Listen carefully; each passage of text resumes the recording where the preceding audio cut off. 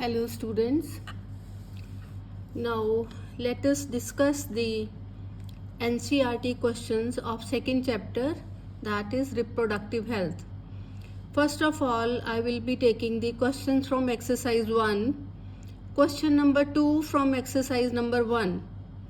Which one of the following statements is or are correct about the reproductive health?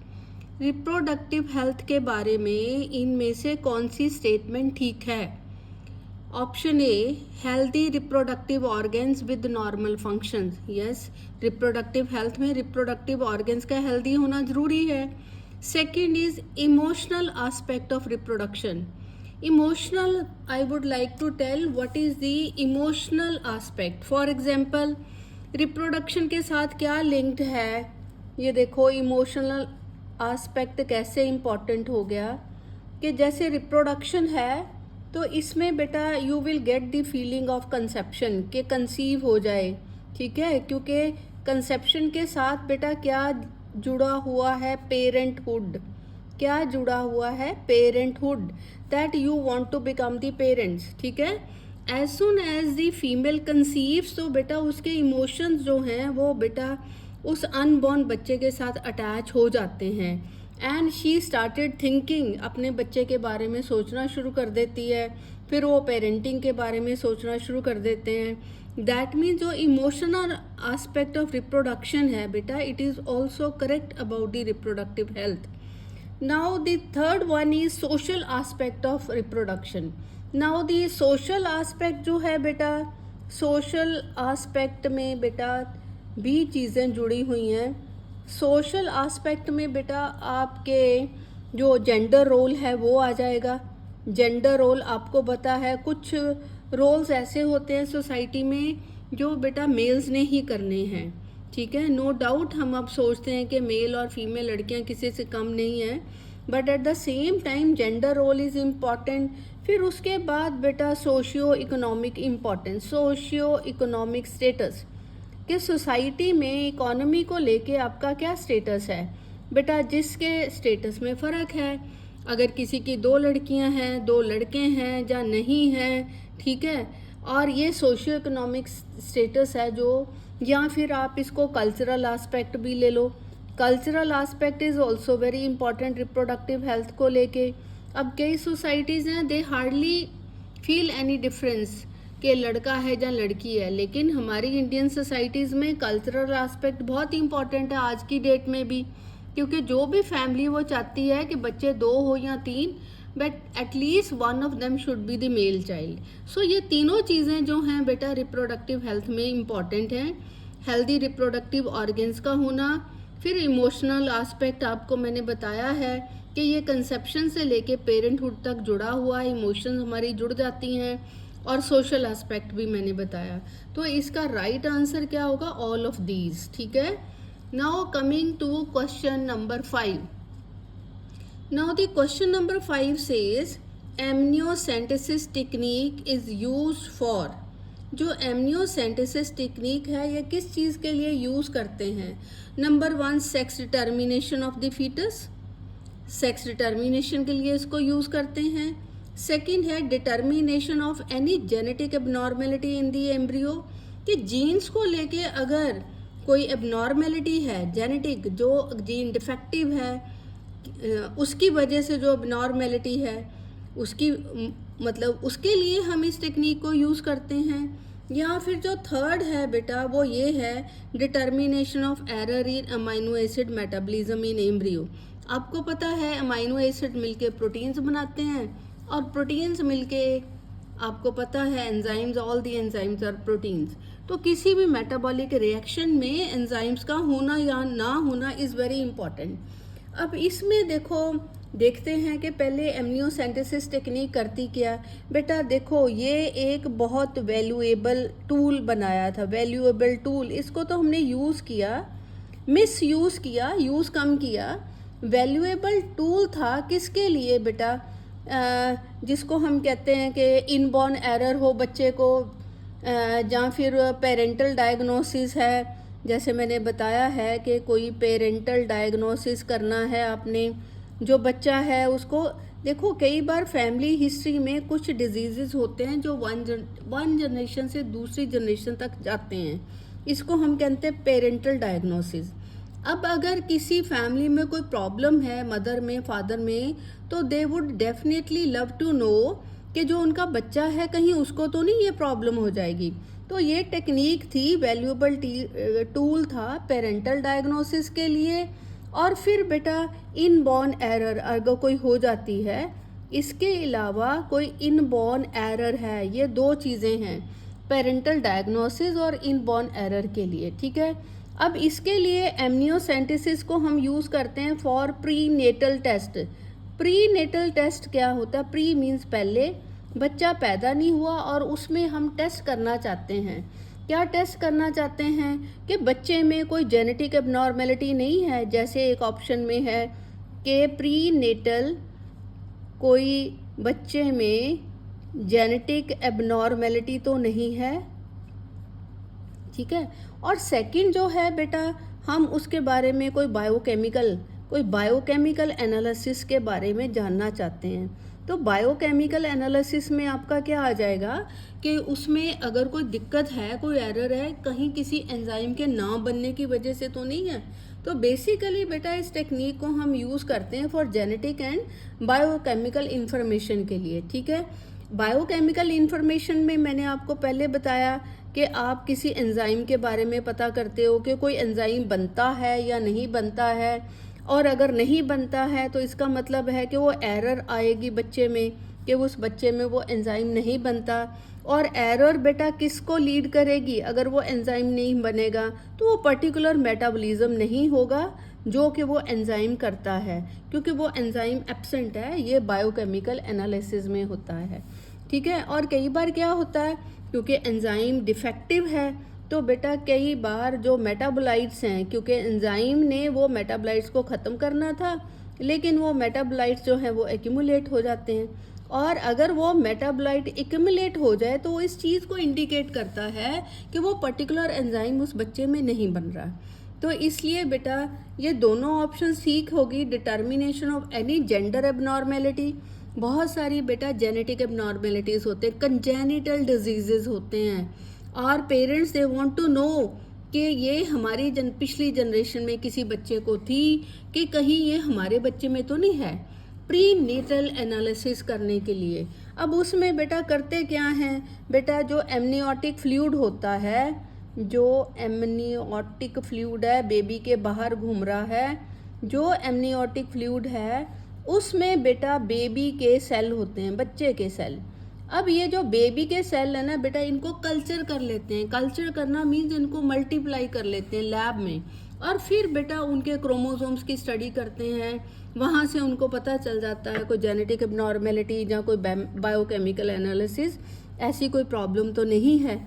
तो ये बेटा आपकी दोनों ऑप्शंस ठीक होगी। Sex determination of the foetus बेटा करते हैं, बट बेटा ये जो एमनियोसेंटेसिस टेक्निक है ये इसलिए नहीं बनी थी कि आप प्री नेटल बच्चे का सेक्स चेक करके बता दो, तो इसलिए ये तो रॉन्ग हो गया, क्योंकि basically it is not meant for this purpose. तो सेकंड ऑप्शन क्या है, determination of any genetic abnormality in the embryo, ये करेक्ट है। एंड कोई भी बेटा एरर है अमाइनो एसिड मेटाबॉलिज्म पे, प्रोटीन मेटाबॉलिज्म पे, ठीक है, तो ये भी ठीक है। सो इसलिए दोनों ऑप्शंस बी एंड सी जो हैं इस केस में करेक्ट हो जाएंगी, ठीक है। Now coming to question number 6 of exercise number 1, this says select the correct match from the given option. आपको ऑप्शन दी गई हैं, आपने इसमें से करेक्ट मैच बताना है। सबसे पहले बेटा उन्होंने पूछा है non medicated intra uterine devices.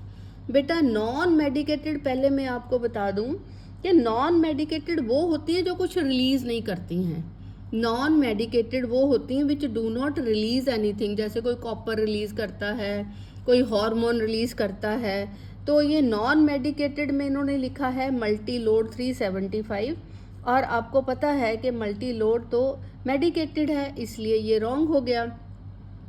Second option है सहेली, it contains non steroidal preparation, ये करेक्ट है, क्योंकि सहेली बेटा एक कंट्रासेप्टिव पिल है और ये फर्स्ट ऐसी कंट्रासेप्टिव पिल है जिसमें कोई स्टीरॉयड नहीं होता। It is non steroidal preparation, ये ठीक लगता है। सी क्या है? Lactational amenorrhoea, lactational amenorrhoea, presence of menstruation.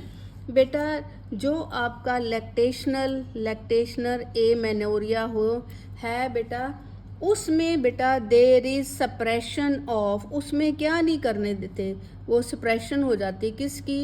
Suppression of ovulation, ovulation नहीं होती, ठीक है, एंड मेंस्ट्रुएशन नहीं होती है।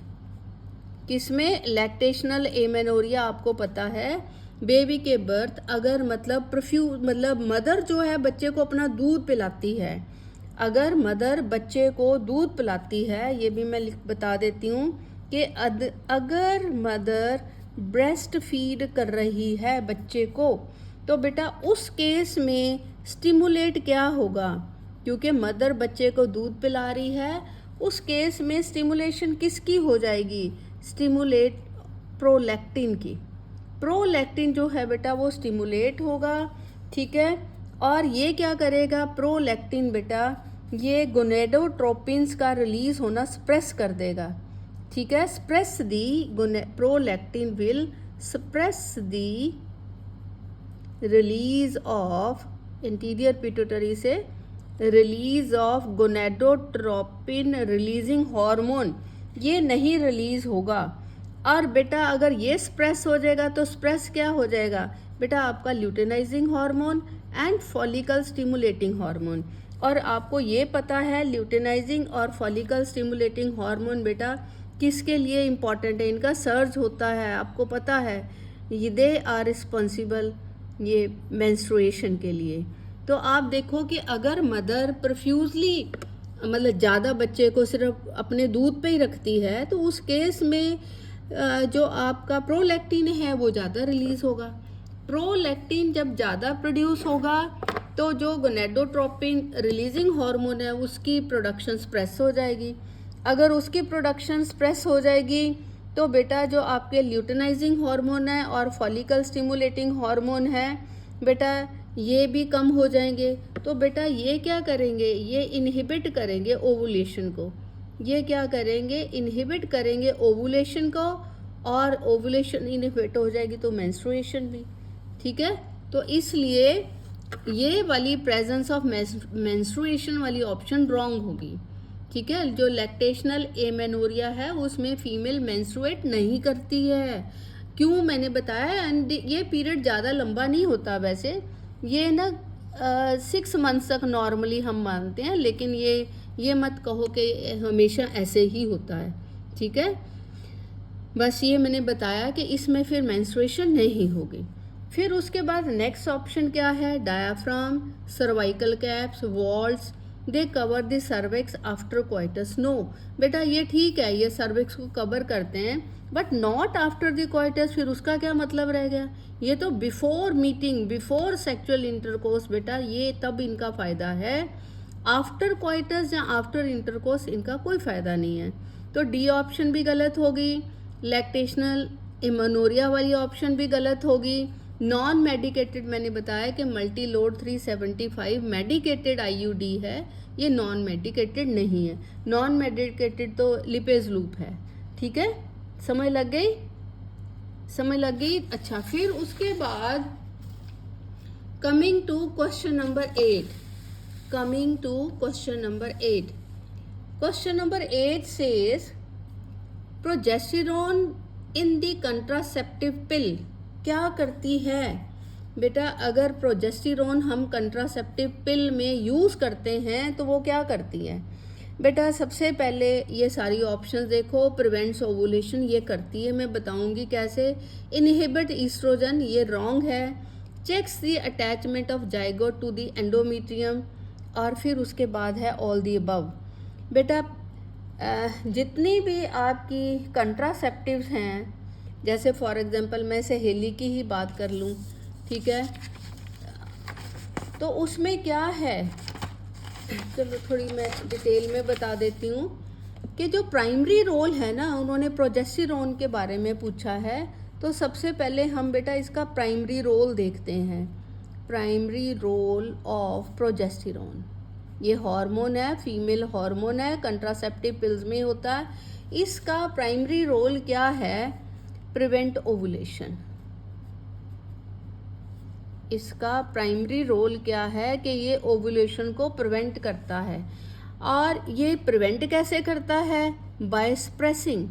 ये किसको सप्रेस करता है? By suppressing the follicle stimulating hormone and luteinising hormone. ठीक है, तो ये ओवुलेशन को सप्रेस करता है by suppressing the release of, किसका रिलीज सप्रेस करता है? Follicle stimulating and luteinising hormone. और आपको पता है कि ये दोनों हार्मोन्स बेटा विच आर नीडेड, ये ज़रूरत होती है इन दोनों की, needed for the growth of ovarian follicles. और आपको पता है कि अगर ओवेरियन फॉलिकल्स ही नहीं ग्रो करेंगे तो ओवुलेशन कैसे होगी? ठीक है, फिर ग्रोथ ऑफ ओवेरियन फॉलिकल्स होती है and then release of egg.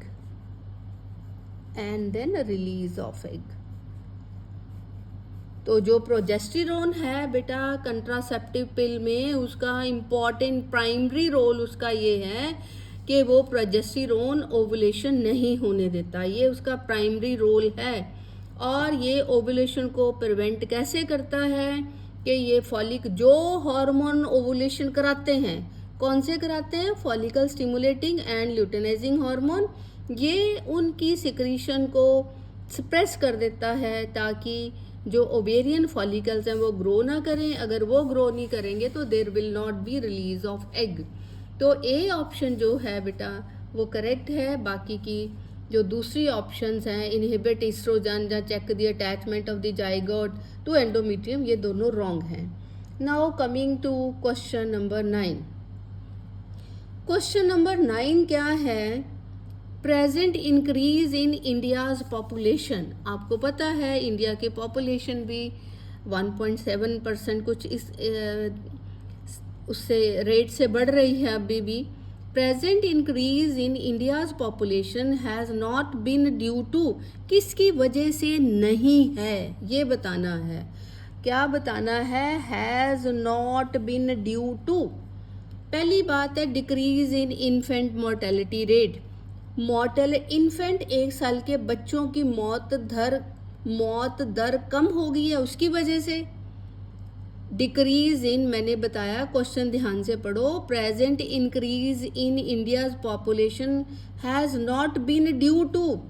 पहली ऑप्शन है कि decrease in infant mortality rate. Infant mortality rate बेटा ये कम हो गया है, इसलिए बेटा हमारी जो पॉपुलेशन है वो इंक्रीज हो रही है। इसका मतलब ये ऑप्शन करेक्ट हो गया कि जैसे ही इन्फेंट मोर्टेलिटी रेट कम हुआ पॉपुलेशन बढ़ गई। सेकंड है decrease number of people reaching the reproductive age.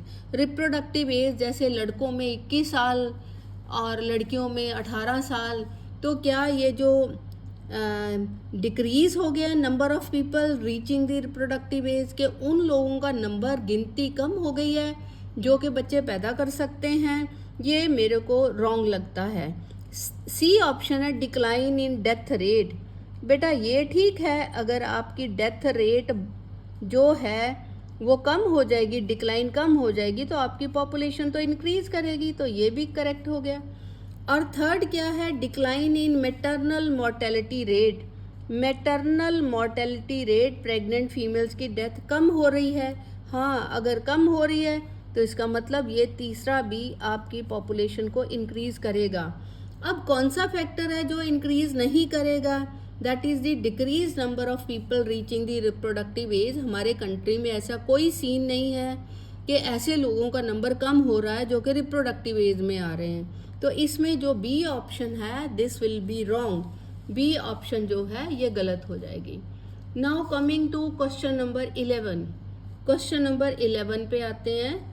Question number 11 says the diaphragm, cervical caps and walls are। Simple question है बेटा। The diaphragm, cervical caps and walls, बेटा ये barrier methods हैं, आपको भी पता है ये सारे के सारे क्या है, बैरियर मेथड्स हैं। और जो बैरियर मेथड्स हैं उनका क्या काम है बेटा, वो स्पर्म को ये क्या करते हैं, do not allow sperm and ovum meeting. ठीक है, ये उनको मीट नहीं करने देते हैं, तो बैरियर हैं इसके लिए। तो इनके लिए क्या है कि are they disposable contraceptive devices, क्या इनको आप डिस्पोज ऑफ, एक बार यूज़ किया डिस्पोज ऑफ कर सकते हो। सेकंड है रीयूजेबल, कि आप इन दोबारा से यूज़ कर सकते हो।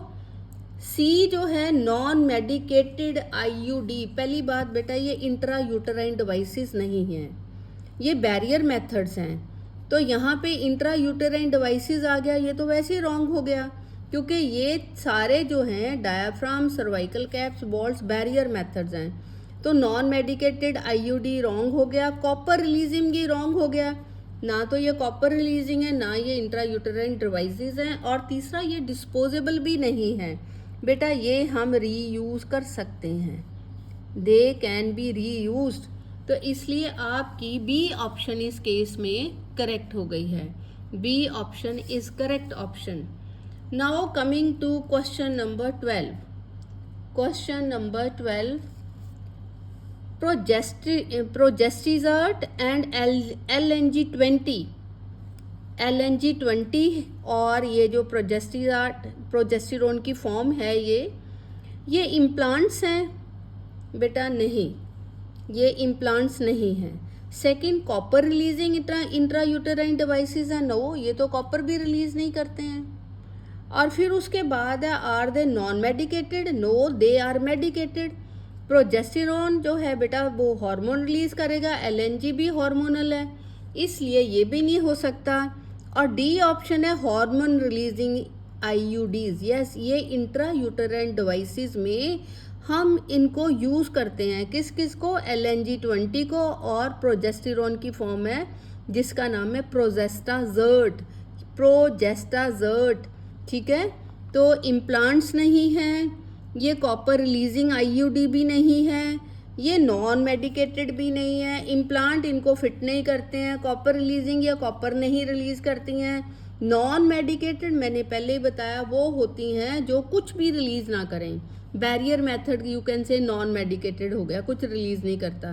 लेकिन ये तो दोनों हार्मोन्स हैं, ये तो मेडिकेटेड हैं। और डी ऑप्शन है कि हार्मोन रिलीजिंग हैं, ये दोनों की दोनों जो हैं दे आर हार्मोन रिलीजिंग। ठीक है, तो हार्मोन रिलीज करती हैं। उसके बाद बेटा दिस इज क्वेश्चन नंबर 15 और ये question number 15 of exercise number 1 NCERT। अब ये जो क्वेश्चन है इसमें है कि which of the following is the traditional method of contraception. बेटा ये कॉन्ट्रासेप्टिव पिल्स का आना और मेथड्स का आना, बच्चों में दूरी बनाना, जहाँ बच्चे कम पैदा करने ना करने, बेटा ये सब मेथड बड़े लेट हैं। लेकिन ट्रेडिशनल पुराने ज़माने में which of the following is the traditional method of contraception. Implantation, no ये तो बहुत लेटेस्ट है। सेकेंड है लैक्टेशनल एमेनोरिया, इसके बारे में सोचते हैं। कॉन्डम्स भी लेटेस्ट हैं, स्टरलाइजेशन भी। पुराने टाइम में स्टरलाइजेशन नहीं होती थी। स्टरलाइजेशन बेटा एक परमानेंट मेथड है, मेल और फीमेल अगर कपल में से एक जाना स्टरलाइज कर जाए तो फर्दर प्रेगनेंसीज नहीं होती हैं।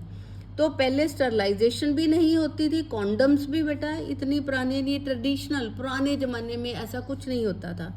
पुराने ज़माने में सिर्फ बेटा ये ही एक मेथड था, लैक्टेशनल एमेनोरिया। और आपको पता होगा कि 1.5-2 साल के बच्चे तक बेटा ब्रेस्ट फीड करती थी, जो मदर थी उनको ब्रेस्ट फीड करती थी, मतलब 2-3 ईयर्स तक करती थी। और मैंने आपको ये पहले बताया है कि जो एक्सटेंसिवली ब्रेस्ट फीड करती हैं अपने बच्चों को, और मैंने बताया कि उनमें क्या होता है, मैंने बताया कि उसमें गोनेडोट्रोपिन रिलीजिंग हार्मोन जो हैं वो स्प्रेस हो जाते हैं। क्यों स्प्रेस हो जाते हैं कि अगर मदर ज़्यादा देर बच्चों को दूध पिलाती है तो प्रोलैक्टिन प्रोड्यूस होता है, उसका रोल रहता है। तो आपका गोनेडोट्रोपिन रिलीजिंग हार्मोन का रिलीज होना स्प्रेस हो जाता है, वो फर्दर ल्यूटेनाइजिंग और फॉलिकल स्टिमुलेटिंग हार्मोन की उनका जो पैदा होना उसको स्प्रेस करता है, तो उससे ओवुलेशन नहीं होती, तो मेंस्ट्रुएशन नहीं होती। तो लैक्टेशनल एमेनोरिया, जब तक मदर मेंस्ट्रुएट नहीं करेगी वो बच्चे पैदा कैसे करेगी। तो पुराने ज़माने में ये चीज़ फीमेल्स को पता थी कि जब तक मैं बच्चा पैदा करने के बाद दोबारा नॉर्मल मेंस्ट्रुएट नहीं करने लगूंगी तब तक और बच्चा पैदा नहीं होगा।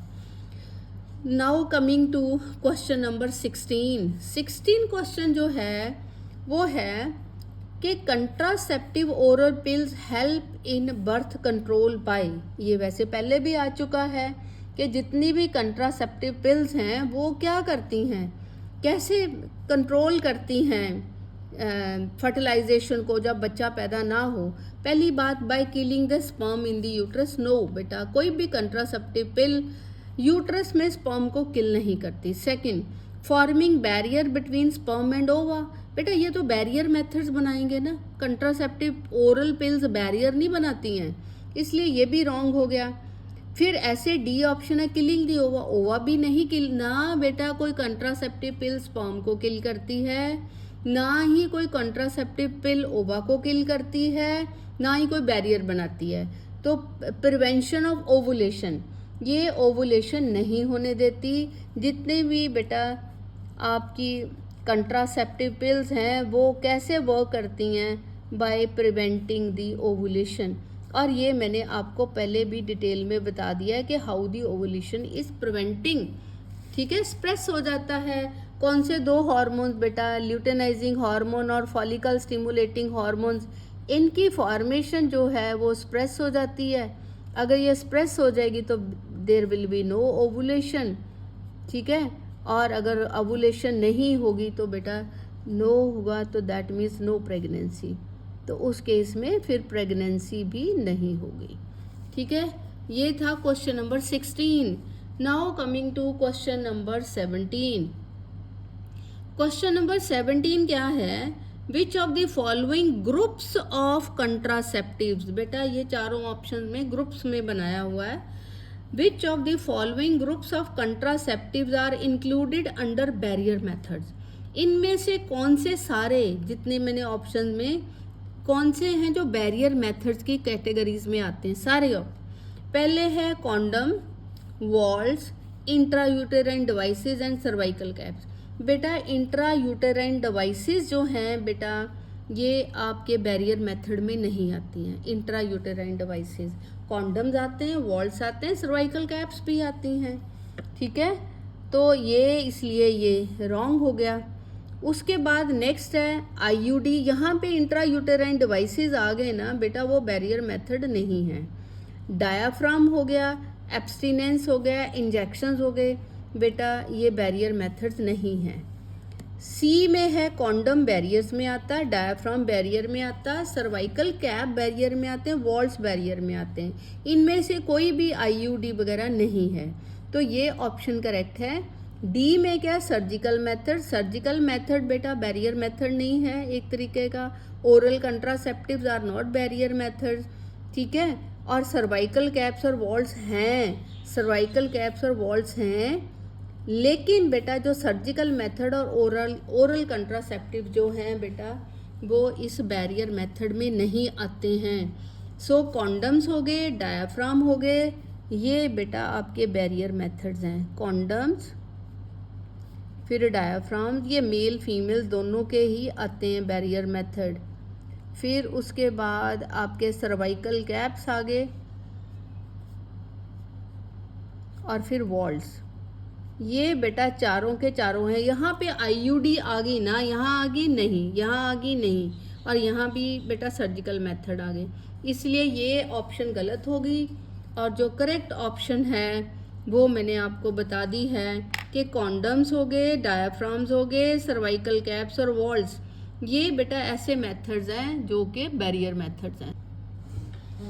Now coming to the next question, question number 18, and it says copper tea acts by, you know copper tea is one of the popular intrauterine device in Indian females.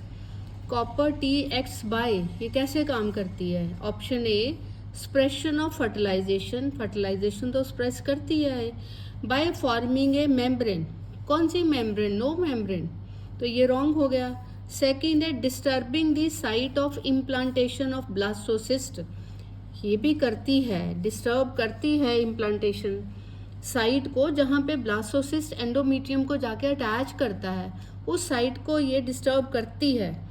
C is acting as a barrier, ये barrier method है नहीं, ये तो IUD है। And D option is none of these. अब पहले थोड़ा सा कॉपर टी के बारे में देखें। कॉपर टी आपको पता है कि ये copper T is one of the most popular intrauterine device in Indian females. Indian females में ये एक पॉपुलर मेथड है कंट्रासेप्शन का।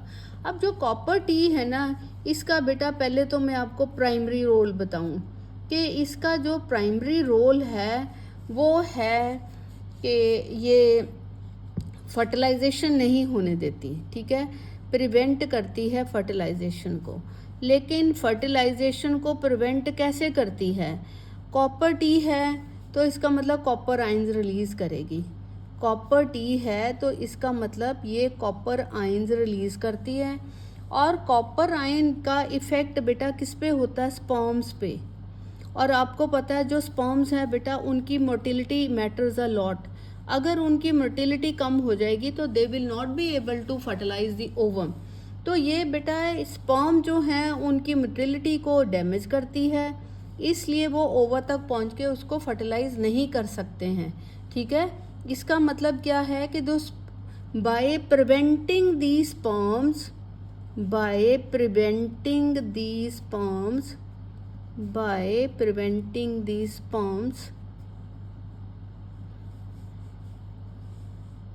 to reach and fertilize the egg, to reach and fertilize the egg, ये बेटा इसका प्राइमरी फंक्शन है, ठीक है।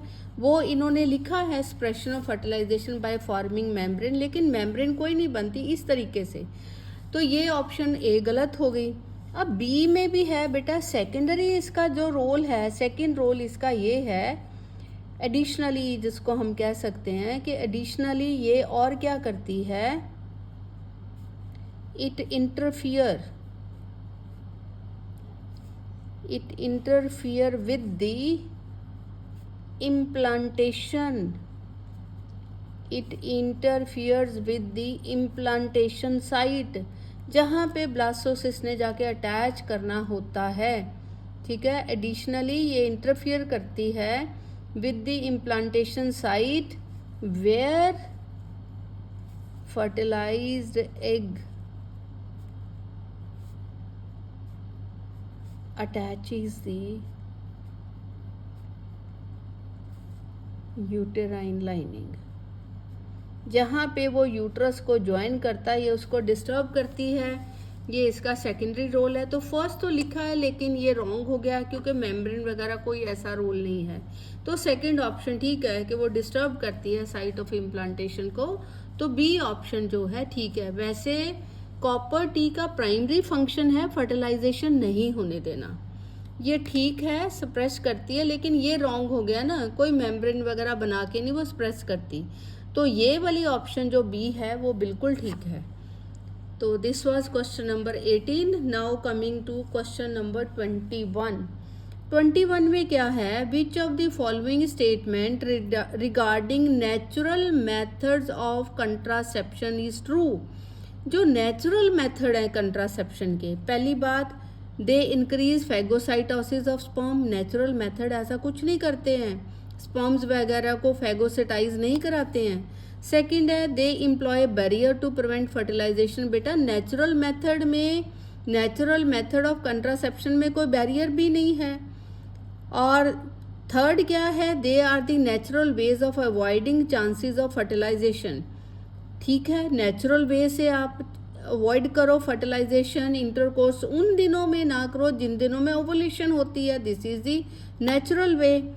एंड डी क्या है, they are the surgical and terminal methods. तो आपकी डी ऑप्शन भी गलत होगी, ये नेचुरल मेथड नहीं है, सर्जिकल मेथड नहीं, surgical method is not the natural method. और अगर आप बैरियर मेथड को यूज़ करते हो तो वो भी कहाँ नेचुरल मेथड हो गया। अगर आप स्पर्म्स को फैगोसिटाइज करते हो तो ये भी नेचुरल मेथड नहीं है। नेचुरल मेथड तो सिर्फ ये है of avoiding the chances of fertilisation. जब आपको लगता है कि आप फर्टिलाइजेशन होना है, हो सकती है, अवॉइड करो। वो भी बेटा आगे आके क्वेश्चन है, अवॉइड बेटा 10 to 17 डेज, 10 तारीख से लेके, अगर फर्स्ट से लेके हम काउंट करते हैं तो 10 से 17, ये तकरीबन 7 डेज बनते हैं। इन दिनों में इफ़ यू कैन अवॉइड तो चांसेस ऑफ फर्टिलाइजेशन कम हो जाते हैं। तो ये नेचुरल मेथड है। ये मैंने 7 डेज तब लिए क्योंकि इन दिनों में 10 से लेके 17, 7 दिन, अगर फर्स्ट से हम 30 तक काउंट करते हैं तो ये 10 to 17, ये 7 डेज वो डेज हैं जिसमें ओवुलेशन के चांसेस होते हैं। अगर आप आगे पीछे बेटा इफ़ यू मीट तब फिर बेटा तब फर्टिलाइजेशन के चांसेस कम हो जाते हैं। तो इन दिनों में अवॉइड करना is a natural method to avoid fertilisation. Now coming to the next question, and ये जो क्वेश्चन है बेटा इसमें देयर इज़ ए फिगर, और इस फिगर में बेटा ये आपको पता है कि ये यूट्रस बनाई है, ये ओवरी बनाई है, ये ओविडक्ट बनाई है, और फिर ये ओविडक्ट बेटा ये यूट्रस को यहाँ मीट कर रही है। लेकिन यहाँ पे ओविडक्ट के कट है, फेलोपियन ट्यूब जो है, फेलोपियन ट्यूब जो है इसमें यहाँ पे कट है, कट दे के उसके दोनों साइडों पे उसको टाई कर दिया है। पहले कट कर दिया है और दोनों कट एंड्स को टाई किया है। अब मेरे को ये बताओ कि इसमें कौन सा प्रोसेस इंडिकेट हो रहा है, ये पूछा है। बेटा वेसेक्टमी तो नहीं, क्योंकि वेसेक्टमी में अगर जो हम कट लगाते हैं वो वास डेफरेंस पे लगाते हैं, तो ये वास डेफरेंस को कट नहीं, इसलिए रॉन्ग हो गया। टुबेक्टमी हो सकता है कि यहाँ पे जो कट लगाया है ये फिलोपियन ट्यूब पे लगाया है। फिलोपियन ट्यूब पे कट इसलिए लगाया है कि जो ओवम है वो यूट्रस में ना पहुंच सके। अगर ओवम बेटा वहाँ नहीं, चलो मान लो फर्टिलाइजेशन भी हो जाती है उसके बाद है, तो इवन देन बेटा इम्प्लांटेशन नहीं होगी। टुबेक्टमी बेसिकली हम करते ये हैं सो दी जो ओवम है बेटा वो यूट्रस तक पहुंच ही ना पाए। ओवम जो है यूट्रस तक पहुंच ही ना पाए। ओवम को छोड़ो, इधर से स्पर्म भी नहीं पहुंच सकेगा, स्पर्म भी नहीं पहुंच सकेगा क्योंकि आगे हमने कट कर दिया है, ओवम भी नहीं आ सकेगा, तो टुबेक्टमी हो गई। Uterine canal is wrong, ovarian canal कुछ नहीं है। तो ये आपका फिलोपियन ट्यूब का कट इसमें दिखाया गया है कि फिलोपियन ट्यूब को कट कर दिया है। और ये बेटा एक तरीके का परमानेंट मेथड है, परमानेंट मेथड है ऑफ स्टरलाइजेशन। परमानेंट भी है और एट द टाइम सर्जिकल भी है। Surgical permanent method of sterilisation in females, sterilisation in females ये मेथड है। तो टुबेक्टमी दिखाई गई है इसमें। Now coming to question number 23 में क्या है, on which days of the menstrual cycle is ovulation expected. ये मैंने अभी आपको पहले ही बताया कि अगर आप मंथ को ऐसे लेते हो 1 से 13, तो बेटा ये 2 डे, ये 3rd, ये 4, ये 5, 6, 7, 8, 9, 10, ये बेटा मैंने बताया 10 से लेके 17 यहाँ तक 17 लगाते हैं। ये बेटा ये पीरियड वो है जिसमें ओवुलेशन हो सकती है। ओवुलेशन 2 दिन पहले भी हो सकती, 2 दिन बाद भी हो सकती है, इसलिए हम 10 to 17 ले लेते हैं। कई फीमेल्स में पूरा साइकिल बेटा 30 डेज़ का होता है, कई फीमेल्स में 28 डेज़ का भी होता है, और कईयों में 2 दिन ज़्यादा 32 डेज़ का भी हो सकता है। तो इसलिए हमने ये पूरा ले लेते हैं 10 to 17, ताकि चांसेस ऑफ फर्टिलाइजेशन जो हैं वो कम हो सके। Now this is question number 26 of exercise 1। इसमें क्या है कि which of the following birth control measure can be considered as the safest. Safest का मतलब ये है कि अगर हम उसको ये फॉलो करें तो प्रेगनेंसी नहीं हो गई। इसका मतलब यहाँ पे ये है कि इनमें से कौन सा मेथड है जिसको हम फॉलो करें तो जो चांसेस ऑफ प्रेगनेंसी हैं वो मिनिमम होंगे या नहीं होंगे। अब इसमें सबसे पहले रिदम मेथड जो मैंने अभी आपको बताया, रिदम मेथड में मैंने बताया कि अगर 10 से 10 to 70 डेज जहाँ पे हम एक्सपेक्ट करते हैं कि ओवुलेशन होगी, अगर उन दिनों में आप इंटरकोर्स अवॉइड करोगे तो हो सकता है, बट सेफेस्ट हम फिर भी इसको नहीं मानते। सेकेंड है the use of physical barrier. Physical barriers are helpful but they are not safe. आप 100% उन पर रिलाई नहीं कर सकते हो। सेकेंड है टर्मिनेशन ऑफ अनवांटेड प्रेगनेंसी। बेटा टर्मिनेशन ऑफ अनवांटेड प्रेगनेंसी को हम बर्थ कंट्रोल मेजर में नहीं लेते हैं। जो अनवांटेड प्रेगनेंसीज हैं उनको टर्मिनेट कराना बेटा ये कोई सेंस नहीं बनती कि प्रेगनेंसी को हर बार टर्मिनेट करा दो। This is not birth control major. Birth control को रोकने के लिए ये मेथड नहीं है। अब लास्ट क्या है, स्टरलाइजेशन टेक्निक। हाँ, स्टरलाइजेशन टेक्निक जो है बेटा ये बर्थ कंट्रोल का मेथड है, इसको रिवर्स करना डिफ़िकल्ट होता है। मैंने अभी पिछले में भी बताया कि 2 स्टरलाइजेशन टेक्निक्स हैं। एक मेल्स में जो होती है वसेक्टमी, जिसमें वास डेफरेंस को कट कर देते हैं, और जो दूसरी है फीमेल में जो अभी पिछले पेज में मैंने बताई, दैट इज़ ट्यूबेक्टमी। तो स्टरलाइजेशन टेक्निक जो है सेफेस्ट मेथड है। अगर ये मेथड फॉलो करोगे तो ये सेफेस्ट है, means there will be no chances of fertilisation अगर वसेक्टमी या टबेक्टमी होती है। Now coming to question number 28। अब 28 में भी देर आर 4 डायग्राम्स। ये P है, ये Q है, ये R है और ये S है। The given diagram shows the uterine tubes of 4 women. 4 women mean ये फीमेल्स का है। आपको पता है कि ये फीमेल में ये फेलोपियन ट्यूब बताई हुई है, फिर यूट्रस बताई हुई है, तो ये यूटेराइन ट्यूब दिखाई गई हैं 4 विमेन की। PQRS में दिखाया है। इन विच 2 विमेन, इन 4 विमेन में से कौन सी 2 ऐसी विमेन हैं जिनमें फर्टिलाइजेशन इम्पॉसिबल है, जिनमें फर्टिलाइजेशन के कोई चांसेस नहीं हैं। अब हम एक एक करके देखते हैं। अब जैसे ये विमेन P है, इसमें फेलोपियन ट्यूब ब्लॉक है बट पार्शियल ब्लॉकेज है। तो पार्शियल ब्लॉकेज है तो चांसेस ऑफ फर्टिलाइजेशन के हैं ना, पूरी तरीके से तो नहीं ना ब्लॉक हुई, इसलिए P नहीं हो सकता। अब Q में क्या है, देखो बेटा 2 फेलोपियन ट्यूब्स हैं क्योंकि 2 ओवरीज होती हैं। ब्लॉक तो बेटा एक है, ओनली एक है और कम्प्लीटली ब्लॉक है। There is complete blockage in one of the fallopian tube, लेकिन दूसरी वाली नॉर्मल है। इसका मतलब इसमें भी फर्टिलाइजेशन हो सकती है। Now coming to the option C. अब इसमें क्या है कि कंप्लीट ब्लॉकेज है, दोनों फेलोपियन ट्यूब्स पूरे तरीके से ब्लॉक की हुई हैं, ब्लॉक्ड हैं। इसका मतलब ये जो आर जो यूटेराइन ट्यूब्स वाली आर फीमेल है, इसमें फर्टिलाइजेशन नहीं हो सकती। अब उसके बाद एस पे आओ। एस पे दोनों की दोनों फेलोपियन ट्यूब्स कट दी हैं। ये देखो ओविडक्ट कट एंड टाइड, इसको कट कर दिया है। अब इसमें भी प्रेगनेंसी नहीं हो सकती, इसलिए बेटा P एंड Q हो सकती है। उसके बाद सेकंड ऑप्शन है Q एंड R। Q में तो हो सकती है, R में नहीं, तो ये भी रॉन्ग है। उन्होंने कहा 2 बताओ दोनों। फिर C क्या है, R एंड S। R में भी नहीं हो सकती है क्योंकि कंप्लीट ब्लॉकेज है, और जो S है उसमें भी नहीं हो सकती है क्योंकि उसमें हमने फ्लोपियन ट्यूब को कट कर दिया है। S एंड P भी गलत होगी। S में हो नहीं सकती लेकिन P में तो हो सकती है। हमें 2 वो वुमेन बतानी हैं जिनमें फर्टिलाइजेशन इज़ इम्पॉसिबल। इम्पॉसिबल किस में है, R में, जहाँ पे कंप्लीट ब्लॉकेज है दोनों फेलोपियन ट्यूब्स की।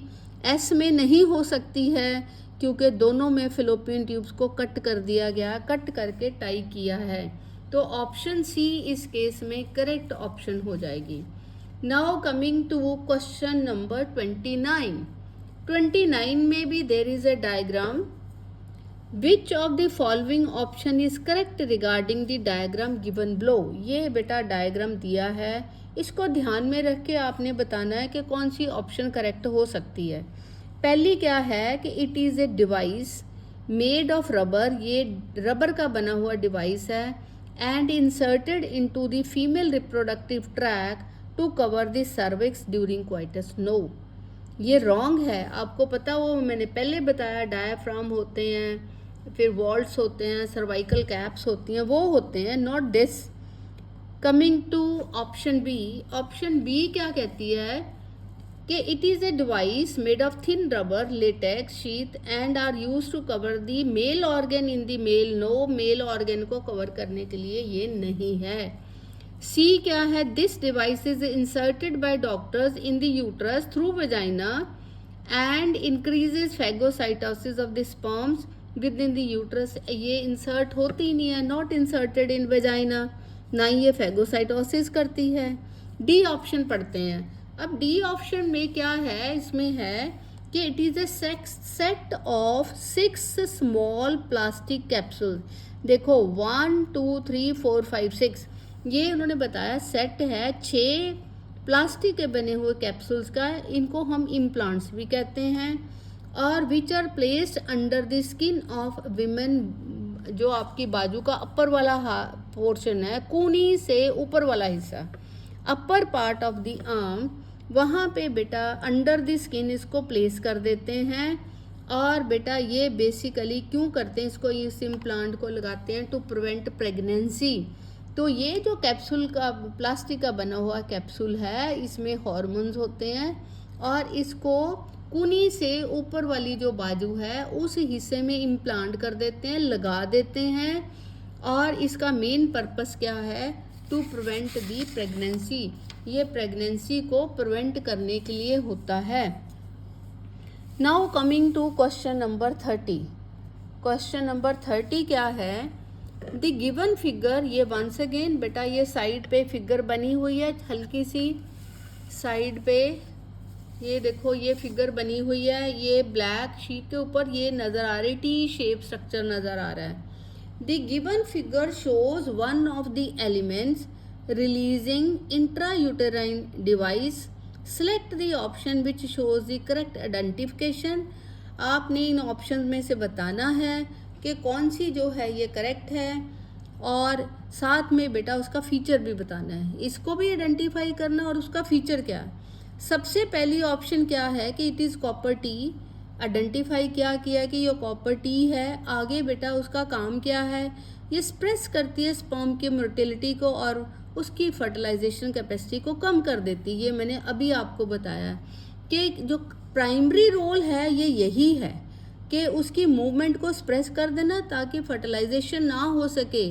उसकी मूवमेंट को कम कर दोगे, स्पीड कम कर दोगे तो अपने आप उसकी स्पर्म की फर्टिलाइजेशन कैपेसिटी कम हो जाएगी. तो ये करेक्ट है. Now coming to the B. Copper 7. Copper T भी होती है, कॉपर 7 होती है. Copper 7 makes uterus unsuitable for the attachment of the blastocyst. बेटा कॉपर टी का ये काम नहीं है. मैंने आपको पहले बताया कि ये कॉपर जो है उसका मेन जो प्राइमरी रोल है वो यही है कि स्पर्म की मोटिलिटी को कम करना और फर्टिलाइजेशन नहीं होने देनी. ठीक है. और सी ऑप्शन क्या है? Lippes loop. बेटा लिपेज लूप जो है नॉन मेडिकेटेड होते हैं. Protect the user from contacting AIDS and. No, Lippes loop ऐसा कुछ नहीं करते हैं कि जो ये यूज़ करें उनको कोई सेक्सुअली ट्रांसमिटेड डिजीज़ नहीं होगा या एड्स नहीं होगी. ऐसा लिपेज लूप में नहीं होता. LNG act as germicidal. No बेटा, LNG तो कंट्रासेप्टिव है, steroidal. It does not act as germicidal, means it decreases the contraceptive efficiency. No, ऐसा कुछ नहीं है. ये मैंने आपको पहले भी बताया है कि जो कॉपर टी में से जो कॉपर निकलता है उसका मेन क्या है कि वो प्रिवेंट करता है फर्टिलाइजेशन. क्या करेगा? प्रिवेंट फर्टिलाइजेशन, क्योंकि वो स्पर्म की मोटिलिटी जो है उसको कम कर देता है, उसकी कैपेसिटी को कम कर देता है. तो इसमें बी ऑप्शन जो है वो रॉन्ग है. और जो ए है जो कि मैंने बताया कि प्राइमरी फंक्शन है. ठीक है. एडिशनली वो कर सकता है कोई चेंजेस, बट पहले तो स्पर्म पे ही उसका एक्शन है. Next question number 33. 33 में क्या है? Hepatitis B. जो कि वायरल डिजीज़ है, आपको पता लिवर का, is transmitted through hepatitis B है, हो जाए तो इससे बचना मुश्किल है। ये एक पर्सन से दूसरे पर्सन को कैसे जाता है? ब्लड ट्रांसफ्यूज़न से। Yes, blood transfuse. अगर ऐसे पर्सन का ब्लड आपको दे दिया जाएगा जिसको हेपेटाइटिस बी है तो आपको भी हो जाएगा। इंटीमेट फिजिकल कंटैक्ट, मतलब इंटीमेट फिजिकल कंटैक्ट का मतलब कि अगर आप फिजिकली कंटैक्ट में रहते हो, सेक्सुअल कंटैक्ट भी होता है और एक फिजिकल कंटैक्ट भी होता है। इंटीमेट फिजिकल कंटैक्ट जिसमें आप सेक्सुअल कंटैक्ट को छोड़ के बाकी कंटैक्ट्स बनाते हो, इन किसी में भी बेटा हेपेटाइटिस बी जो है ट्रांसमिट हो सकता है from one person to the other. ठीक है। क्वेश्चन नंबर 35, ये बहुत इजी है, आता भी है। ये question MTP stand for medical termination of pregnancy. Medical termination of pregnancy, इसकी फुल फॉर्म है।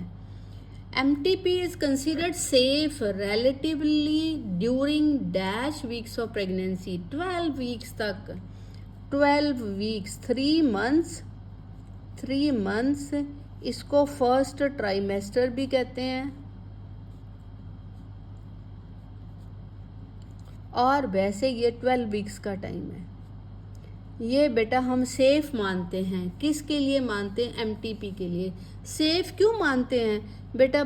फीटस जिसको आपने आउट करना है, फीटस इज स्मॉल, जैसे जैसे फीटस बड़ा होता जाएगा बेटा उसको मदर की बॉडी से बाहर करना उतना ही मुश्किल होता जाएगा। तो तभी बेटा 12 वीक्स तक बेटा MTP अगर करो तो कंसीडर करते हैं कि ये एक सेफ पीरियड है, सेफ पीरियड में हमने करवाई है। Next is question number 37, find out the correct choice for IUD, intra uterine devices के लिए जो करेक्ट है वो आपने मेरे को बताना है। पहला जो है वो इंड्यूस करती हैं फैगोसाइटोसिस ऑफ स्पर्म्स। देखो बेटा ये तो करती हैं बेटा, फैगोसाइटोसिस क्या करती हैं बेटा कि इसका मतलब है जो इम्यून सेल्स हैं ना बेटा, immune cells like macrophages they engulf and destroy the foreign. जो बेटा अगर किसी फीमेल में इंट्रा यूटेराइन डिवाइस लगाया हुआ है तो अगर बेटा बाहर से स्पर्म आएंगे तो बेटा उस फीमेल के जो डिफेंस सेल्स हैं उन स्पर्म्स को फॉरेन समझ के उनको किल कर देंगे। तो ये जो इंट्रा यूटेराइन डिवाइसेस हैं वो क्या करती हैं? इंड्यूस करती हैं क्या?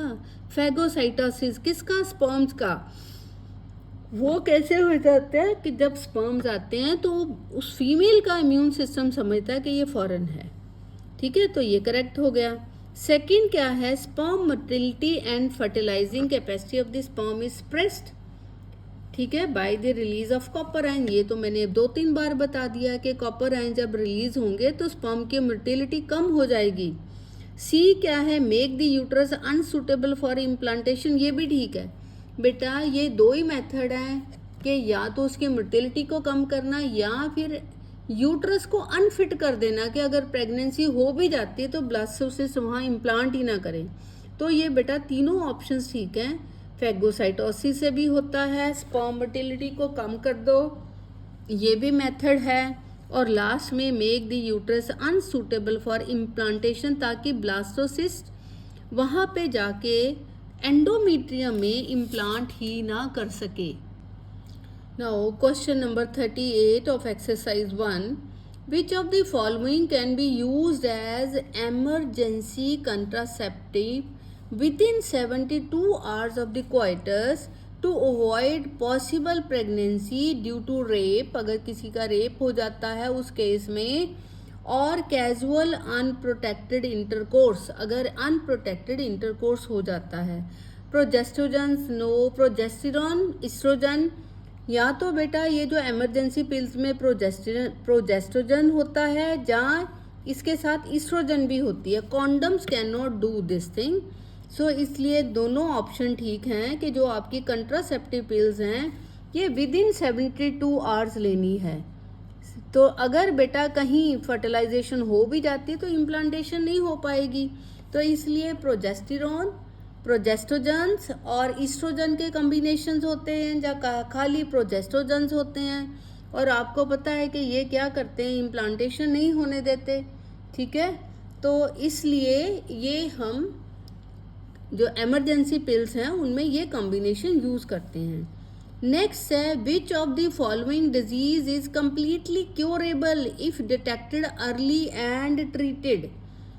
देखो बेटा, पहले तो ये डिजीज़ का ये देखना ज़रूरी है कि ये कौन कौन करता है।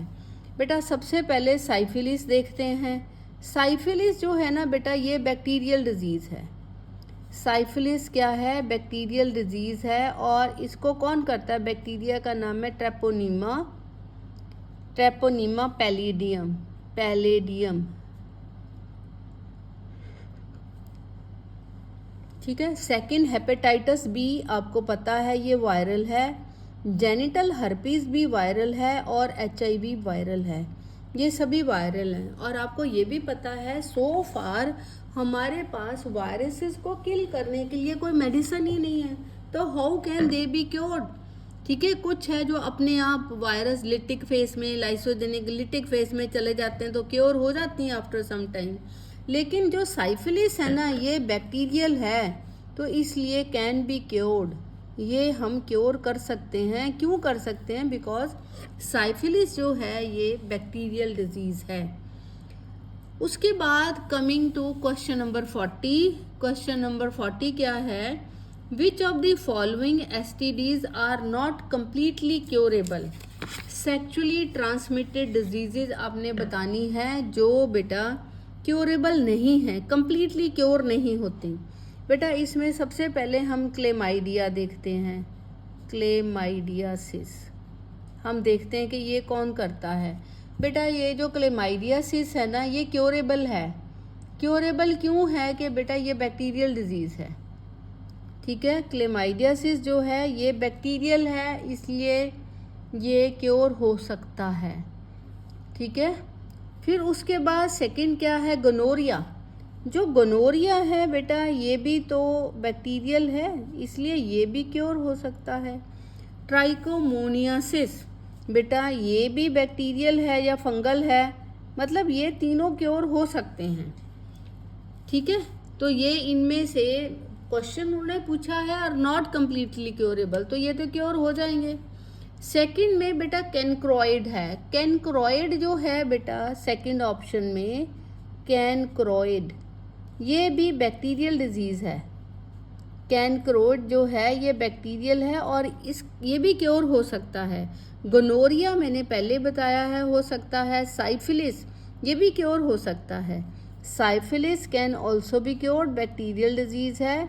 और जेनिटल वार्ड्स भी क्योर हो जाते हैं, होते हैं, लेकिन अपने आप ये ख़त्म हो जाते हैं या सर्जिकली भी कई बार इनको कटवाते हैं। और सी क्या है, एड्स। एड्स तो क्योरेबल नहीं है, एड्स। ठीक है, not completely curable, AIDS completely curable नहीं है। साइफिलिस जो है हम क्योर कर सकते हैं, हेपेटाइटिस बी नहीं। लेकिन हमें तो तीनों ऑप्शन जो हैं बेटा वो नॉट क्योरेबल चाहिए। इसमें एड्स नहीं है, साइफिलिस क्योरेबल हो है, हेपेटाइटिस बी नहीं है, इसलिए सी ऑप्शन रॉन्ग होगी। Now coming to D, AIDS completely cure नहीं होता है। जेनिटल हर्पीज बेटा ये भी नहीं होता है, जेनिटल हर्पीज भी नहीं होता और ना ही हेपेटाइटिस बी होता है। ये जो है ये क्योर नहीं होते हैं। तो इसमें राइट ऑप्शन क्या हुई, एड्स। फिर उसके बाद जेनिटल हर्पीज। जेनिटल हर्पीज तो बेटा नहीं होती है, इसमें अल्सर बन जाते हैं जेनिटल्स में, वो कभी ठीक हो गए कभी बन गए। और हेपेटाइटिस बी, ये तीनों बेटा ऐसी सेक्सुअली ट्रांसमिटेड डिजीजेज हैं जो क्योर नहीं होती। Now coming to question number 41। 41 देखो, इट इज़ अ डिजीज, ये एक ऐसी बीमारी है विच में effect mucous membrane of urinogenital tract. जो यूरिनोजेनिटल ट्रैक है ना बेटा, उसकी म्यूकस मेम्ब्रेन को इफेक्ट करता है।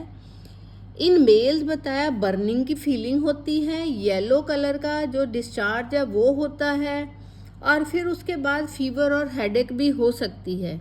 इचिंग होती है। क्या क्या होता है मैंने बताया कि बेटा येलो कलर का डिस्चार्ज होता है, इचिंग होती है और कई बार फीवर भी हो सकता है और हेडेक भी होती है। मेल्स का बताया है बेटा फिनाइलक्यूटोनुरिया, ये तो मेटाबॉलिक डिसऑर्डर है, ये नहीं हो सकता। एड्स में ऐसा कुछ नहीं होता। और इट इज़ द गोनोरिया, जो गोनोरिया है ये बेटा दोनों मेल और फीमेल को होता है, मेल्स एंड फीमेल्स दोनों में होता है। और दोनों में क्या होता है, डिस्चार्ज होता है, जैसे इसमें भी बताया है। फिर इचिंग होती है और फिर उसके बाद हेडेक एंड देन फीवर। तो इसलिए जो गोनोरिया है वो इसका राइट आंसर है। Now the next is question number 44 of exercise number 1। Given below are some examples of sexually transmitted diseases। नीचे कुछ एग्जाम्पल्स हैं सेक्चुअली ट्रांसमिटेड डिजीजेस की। Identify the one or more which specifically affect the sex organs.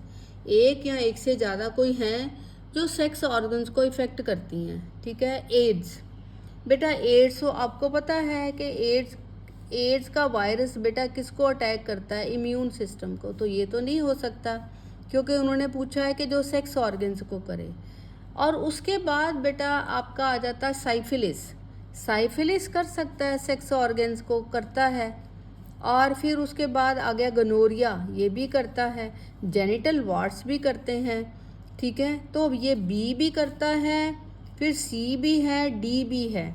ठीक है। फिर आगे option देखते हैं। ए ओनली, ये तो रॉन्ग हो गया क्योंकि एड्स का तो मैंने पहले ही बता दिया कि ये इम्यून सिस्टम को करता है। फिर सेकंड ऑप्शन है ए एंड बी, ये भी रॉन्ग हो गई क्योंकि ए नहीं करता है, ए इम्यून सिस्टम को करता है, किसी सेक्स ऑर्गन को नहीं करता। तो सी क्या है, बी सी एंड डी। तो यही मैंने बताया कि जो आपका साइफिलिस है ये भी सेक्स ऑर्गन्स को अटैक करता है, उनको इफेक्ट करता है। और जो गोनोरिया है ये भी सेक्स ऑर्गन्स को ही करता है। और तीसरा जो है वो है जेनिटल वार्ड्स, वो भी इनको ही करता है, सेक्स ऑर्गन्स को ही करता है। तो राइट ऑप्शन कौन सी होगी, सी, जिसमें बी सी और डी तीनों दिए हैं। Now coming to question number 45। Question number 45 क्या है, which of the following assisted reproductive technologies, जिनको आप ART कहते हो, has been use for the longest time period. बहुत लंबे टाइम से एक असिस्टेड रिप्रोडक्टिव टेक्नोलॉजी है जिसको हम यूज़ करते आ रहे हैं। उनमें इन विट्रो फर्टिलाइजेशन नहीं है बेटा, इन विट्रो फर्टिलाइजेशन तो लेटेस्ट है 79-80 की है। आर्टिफिशियल इंसेमिनेशन ये देखते हैं, इंट्रासाइटोप्लाज्मिक स्पर्म इंजेक्शन ये भी तो लेटेस्ट है। और गैमिट इंट्राफ्लोपियन ट्रांसफर जिसको गिफ्ट कहते हैं बेटा, दिस इज ऑल्सो लेटेस्ट। तो बेटा आर्टिफिशियल इंसेमिनेशन जो है बेटा ये सबसे पुरानी है। और इसमें क्या करते थे, स्पर्म जो है उनको आर्टिफिशियली, मतलब मेल्स के स्पर्म जो हैं वो आर्टिफिशियल वे से वजाइना में रखते थे। तो इसकी राइट ऑप्शन कौन सी होगी, B, artificial insemination. Now coming to question number 46। Question number 46 में क्या है, that which of the following method can be use for women who cannot produce ovum but can provide suitable environment in the uterus। कौन सी technique हम उन females के लिए use करेंगे which cannot produce ovum but there is no issues with their uterus, they can provide suitable environment in the uterus। the first कौन सी technique करेंगे, IUD is not a technique, it is intrauterine device, तो ये wrong हो गया। Gift gamete इंट्राफ्लोपियन transfer ये right हो गया। Intra uterine insemination this is wrong. Intracytoplasmic sperm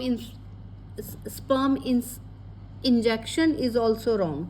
अब इसमें क्या है, दी प्रॉब्लम क्या है कि ओवम नहीं बन रहा। तो हम क्या करेंगे कि जो ओवम है that is taken from some donor, और ये ओवम को हम कहाँ रखेंगे, उस फीमेल की फेलोपियन ट्यूब में। ओवम किस में डाल दिया, फिलोपियन ट्यूब में, और फिर उसके बाद बेटा इस फीमेल में नॉर्मल फर्टिलाइजेशन होती है, नॉर्मल फर्टिलाइजेशन, और फिर उसके बाद बेटा नॉर्मल इम्प्लांटेशन होती है।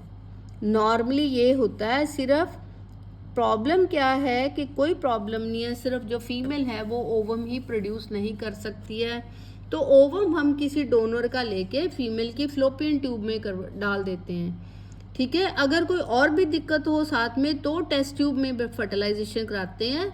अगर और कोई दिक्कत नहीं है तो ओवम को फेलोपियन ट्यूब में डाल देते हैं, और फिर नॉर्मल फर्टिलाइजेशन के बाद, नॉर्मल इम्प्लांटेशन के बाद नॉर्मल प्रेगनेंसी होती है, और फिर रेस्ट एवरीथिंग इज सेम, सब ठीक होता है। तो गिफ्ट है gamete intra fallopian transfer. Gamete लिया है क्योंकि वो प्रोड्यूस नहीं कर सकती थी। इंट्रा फेलोपियन क्योंकि हमने वो गैमिट फेलोपियन ट्यूब में इंसर्ट कर दिया है, वहाँ पे डाल दिया है। तो ये ऑप्शन बी जो है ये करेक्ट ऑप्शन है। Now coming to question number 47, identify the incorrect statement regarding GIFT. GIFT क्या है बेटा, जिफ्ट है जाइगोट इंट्रा फेलोपियन ट्रांसफर। क्या है, जाइगोट इंट्रा फेलोपियन ट्रांसफर।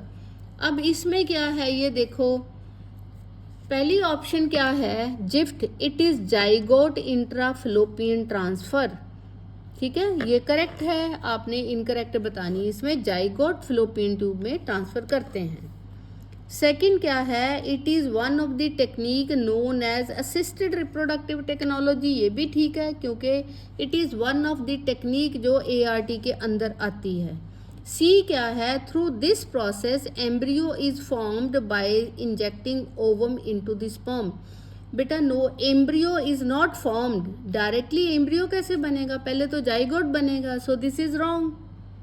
ठीक है, और डी क्या है, जाइगोट और embryo up to 8 blastomere is collected and transferred into the fallopian tube. Yes बेटा, जब वो 8 ब्लास्टोमियर्स का होता है तब फ्लोपियन ट्यूब में डालते हैं। अगर वो 8 से बड़ा हो जाए तो फिर बेटा इंट्रा यूटेराइन यूट्रस में डालते हैं। तो ये भी ठीक हो गया, जाइगोट और एम्ब्रियो अप टू 8 ब्लास्टोमियर्स हम डालते हैं फ्लोपियन ट्यूब में, ये भी करेक्ट हो गया। ऊपर वाले दो भी करेक्ट हो गए। तो रॉन्ग क्या है, through this process embryo is formed by injecting ovum into sperm.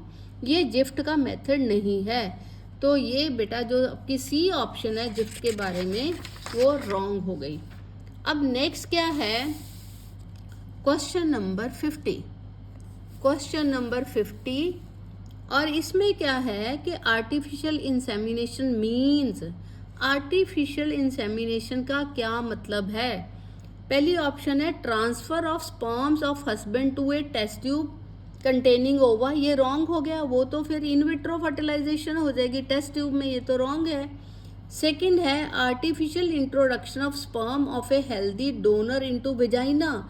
ये मैंने अभी बताया कि आर्टिफिशियल इंसेमिनेशन में स्पर्म को फीमेल की वेजाइना में खुद रखते हैं, आर्टिफिशियल तरीके से रखते हैं, तो ये करेक्ट लगता है। सी क्या है, introduction of sperms of a healthy donor directly into the ovary. Ovary में कहाँ डालेंगे, ये तो बिल्कुल रॉन्ग है। डी क्या है, transfer of sperms of a healthy donor to a test tube containing ova. ये तो बेटा फिर आर्टिफिशियल इंसेमिनेशन आना हुई, फिर ये तो IVF हो गई। तो इसकी राइट ऑप्शन क्या है, artificial introduction of sperm of a healthy donor into vagina. Artificial insemination में बेटा टेस्ट ट्यूब में हम फर्टिलाइजेशन किसी तरीके से नहीं करते हैं। ये एक आर्टिफिशियल तरीका है मेल के स्पर्म्स को फीमेल की वेजाइना में रखना। तो ये आपकी बी ऑप्शन जो है ये करेक्ट है। उसके बाद बेटा नेक्स्ट है क्वेश्चन नंबर 51। क्वेश्चन नंबर 51 क्या है, the test tube baby programme employs which one of the following techniques.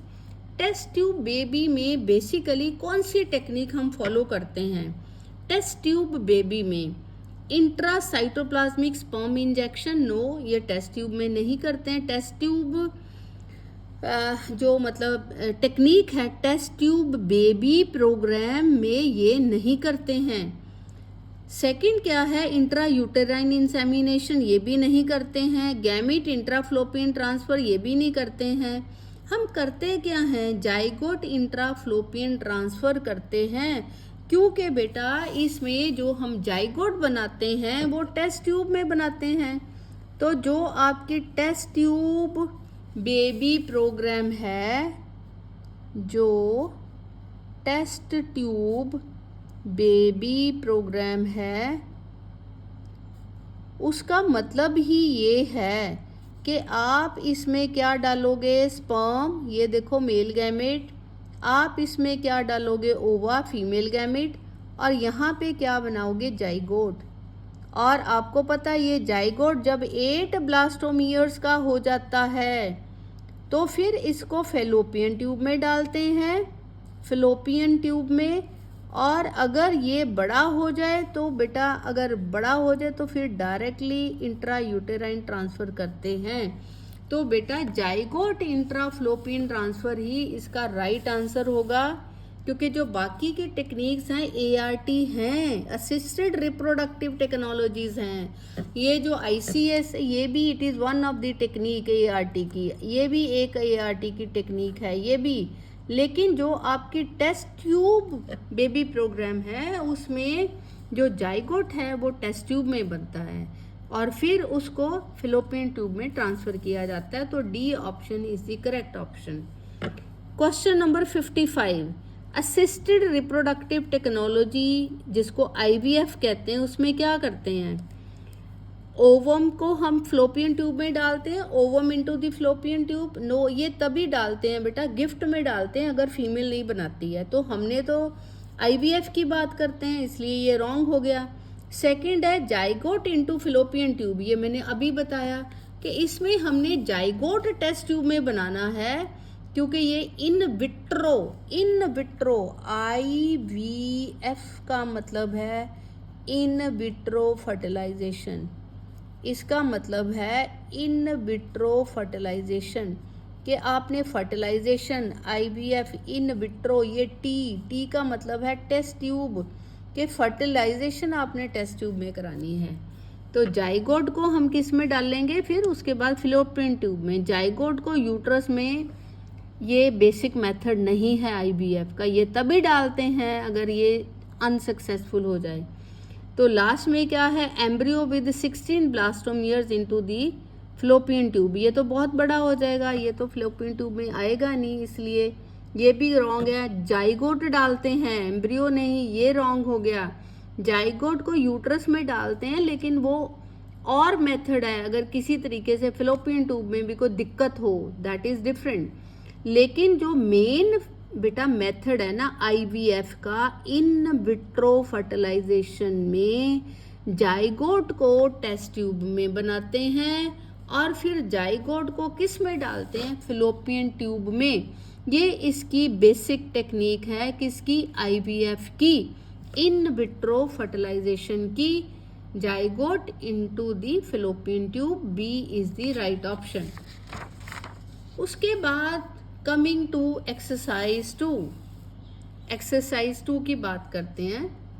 इसका क्वेश्चन नंबर 3 है, intensely lactating mothers do not generally conceive due to, ये मैंने पहले भी बताया है, इंटेंसली लैक्टेटिंग मदर्स, क्योंकि जो वो अपने बच्चे को अपना ही दूध पिलाती हैं, बच्चा कुछ और नहीं खाता है, ठीक है। जनरली वो प्रेगनेंसी उनमें नहीं होती, जनरली डू नॉट कंसीव, क्यों, option A suppression of gonadotropins, ये ठीक है, बाकी की भी देखते हैं। हाइपर सिक्रीशन, नो, ये रॉन्ग है। सप्रेशन ऑफ गैमेटिक ट्रांसपोर्ट, ये भी रॉन्ग है। Suppression of fertilization, this is also wrong. Suppression of gonadotropins is the right answer. मैंने आपको बताया है कि जो मदर ज़्यादा सारी बच्चे को दूध पिलाती है उसमें सबसे ज़्यादा जो बनता है जोर जो है वो प्रोलैक्टिन पे बनता है, प्रोलैक्टिन ज़्यादा प्रोड्यूस होता है, उससे क्या होता है, ये गोनेडोट्रोपिन रिलीजिंग हार्मोन जो है बेटा इसका बनना स्प्रेस हो जाता है, इसके एक्सप्रेस होने से follicle stimulating hormone, luteinising hormone, इनका बनना जो है वो भी एक्सप्रेस हो जाता है। अगर ये एक्सप्रेस हो जाएंगे तो there will be no ovulation, और अगर ओवुलेशन नहीं होगी तो बेटा आपको पता है there will be no pregnancy, pregnancy नहीं होगी।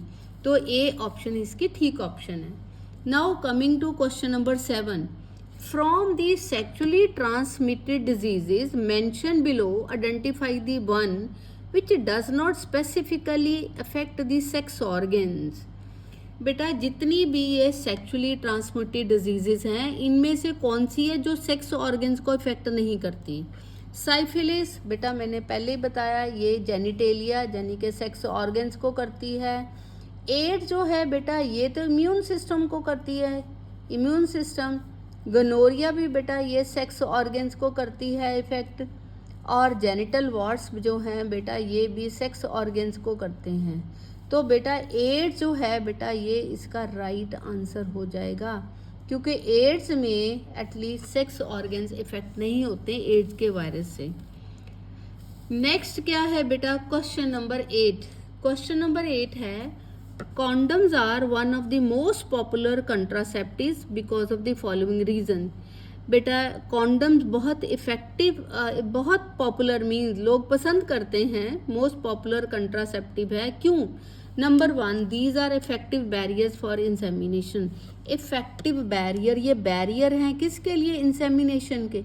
ये फीमेल ट्रैक में मेल गैमेट्स को, स्पर्म्स को जाने नहीं देते, उसका बैरियर बन जाते हैं, ये उसका बैरियर बन जाते हैं। B, they do not interfere with coital act, वो इंटरकोर्स के एक्ट को बिल्कुल इंटरफियर नहीं करते, ये भी करेक्ट है। These help in reducing the risk of sexually transmitted diseases, वो डिजीजेज जो एक पर्सन से दूसरे पर्सन तक थ्रू सेक्चुअल इंटरकोर्स जाते हैं वो प्रिवेंट हो जाएंगे, रिड्यूस हो जाएंगे उसका रिस्क, उसके चांसेस। तो ये तीनों ही हैं, ये बैरियर भी है इंसेमिनेशन के लिए, और ये इंटरफियर सेक्सुअल एक्ट को नहीं करते हैं, और ये रिड्यूस करते हैं risk of sexually transmitted diseases को। तो जो डी ऑप्शन है ये इसकी करेक्ट ऑप्शन हो गई, this is the correct option. उसके बाद क्वेश्चन नंबर 10 पे आओ। क्वेश्चन नंबर 10 क्या है? The correct surgical procedure as a contraceptive method. बेटा इनमें से चारों में से कौन सा है जो कि सर्जिकल मेथड है कंट्रासेप्शन का? ओविरेक्टमी, टोमी, बेटा जहाँ पे कभी पीछे टोमी आ जाता है ना, टोमी का मतलब होता है टू कट, ओवरी को कट कर देना, नहीं ये कोई मेथड नहीं है। हिस्टेरेक्टमी, हिस्टेरेक्टमी मीन्स यूट्रस को कट कर देना, ये भी कोई मेथड नहीं है। फिर उसके बाद वसेक्टमी, ये करेक्ट है, इसमें हम क्या करते हैं वास डेफरेंस को कट कर देते हैं, जिससे जो टेस्टिस से स्पर्म जो हैं बेटा वो नहीं पहुंचेंगे, बाहर नहीं जाएंगे, ट्रांसपोर्ट ऑफ मेल गैमेट्स रुक जाएगा। Castration is also not the right answer. तो सर्जिकल प्रोसीजर में वेसेक्टमी जो है वो इसका राइट आंसर है। Now question number 12। Question number 12, hysterectomy is a surgical removal of. Hysterectomy में सर्जिकली किसको रिमूव करते हैं? प्रोस्टेट ग्लैंड को नो, वास डेफरेंस को नो, मेमरी ग्लैंड्स को नो, यूट्रस।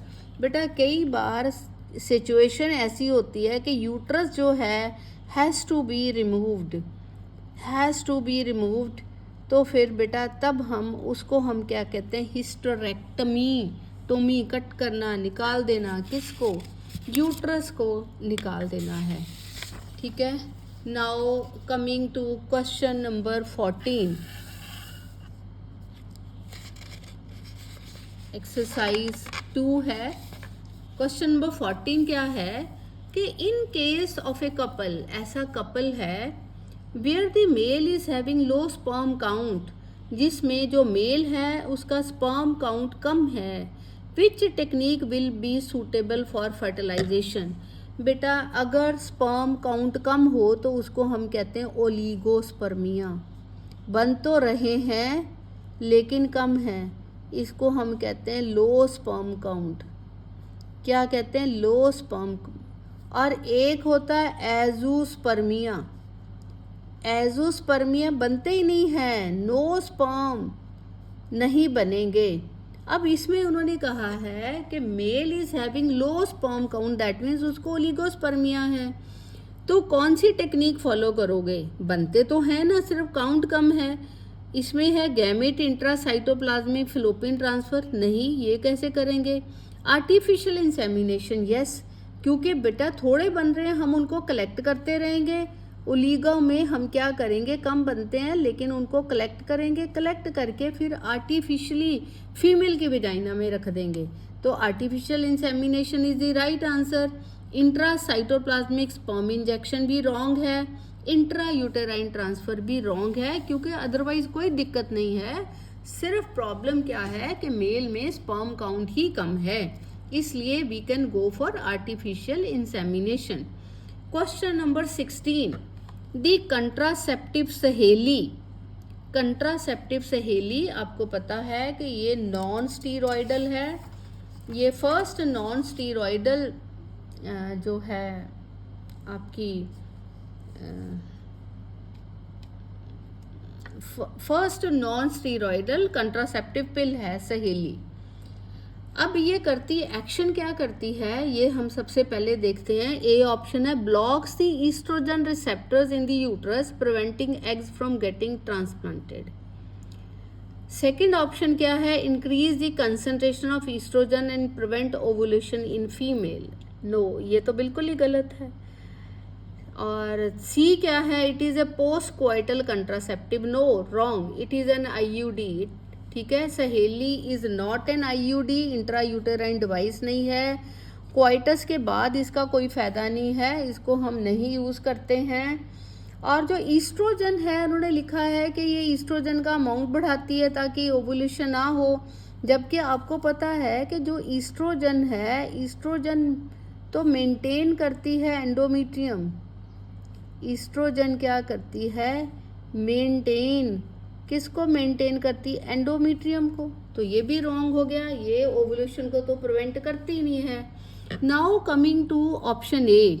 ऑप्शन ए में क्या है कि contraceptive Saheli blocks the oestrogen receptors in the uterus preventing the eggs from getting transplanted. ये राइट आंसर है बेटा। अगर सहेली यूज करोगे तो जो बेटा यूट्रस में ईस्ट्रोजन रिसेप्टर्स हैं, जहाँ पे ईस्ट्रोजन ने जाके बाइंड करना है, और मैंने यहाँ पे लिखा है कि इसका मेन काम है एंडोमेट्रियम को मेंटेन करना।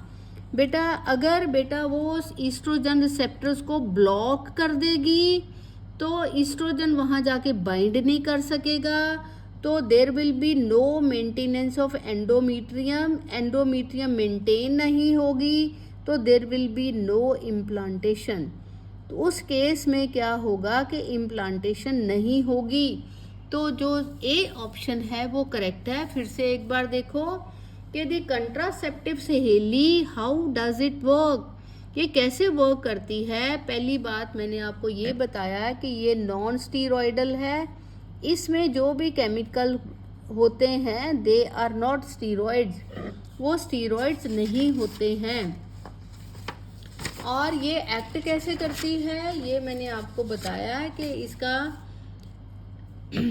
जो यूट्रस में रिसेप्टर्स हैं ईस्ट्रोजन को बाइंड करने के लिए, ये उसको ब्लॉक कर देती है, और वहाँ पे जो ईस्ट्रोजन है जाके बाइंड नहीं कर पाती है, और जिससे आपकी एंडोमेट्रियम मेंटेन नहीं हो पाती है, तो there will be no implantation. तो right answer is A. Next is which of the following sexually transmitted disease is not completely curable.